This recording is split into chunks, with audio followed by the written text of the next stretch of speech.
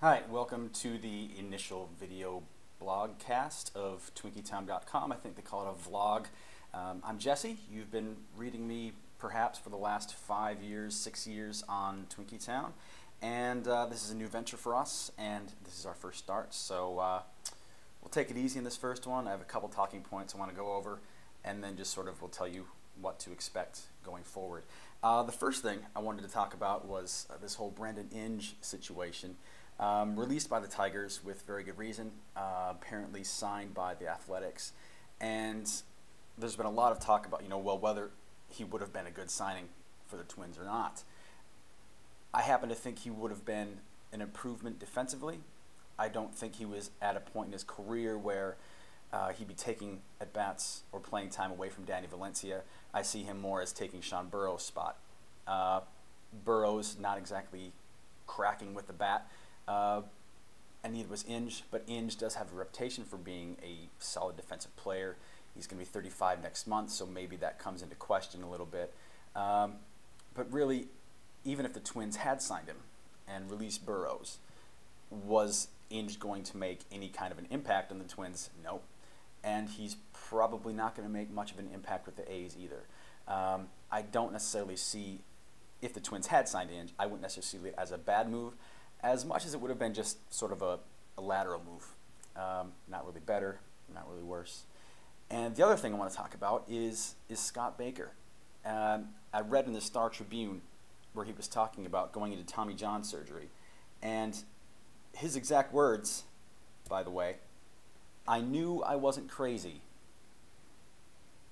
Doesn't that sound just a little bit? I knew I wasn't crazy, as if there was someone who was trying to tell him he was a little bit crazy. He goes on to say, "I knew there was some speculation that maybe I was babying it or taking it easy, but good grief," how Scott Baker is that, but good grief, "I did everything I possibly could to get better and to try and pitch with it, but that just wasn't going to happen." You have to wonder exactly where that came from. There's definitely sort of a double standard in sports where you're expected to be completely honest with the training staff, but at the same time, they expect you to be a tough guy and a man and to play through injuries. And in some aspects, we know that Joe Mauer got a lot of leeway, at least publicly, got a lot of leeway last year in sort of, there was maybe a lot of public opinion that maybe he was babying it or he wasn't pushing it as hard as he possibly could. And the Twins never said anything about it. And they certainly never said anything about it as far as Baker is concerned publicly, but it certainly sounds like maybe there was something said behind closed doors where, "Baker, we need you to push through this," and maybe they didn't have as much trust in him saying he didn't feel right as maybe they had in Mauer, when Mauer said he didn't feel right. And of course it's going to happen when your star player is making $23 million and is a local boy. The unfortunate thing with Baker is, of course, his option next year, and if the Twins choose not to pick it up, suddenly that's 4 rotation spots that are up for grabs.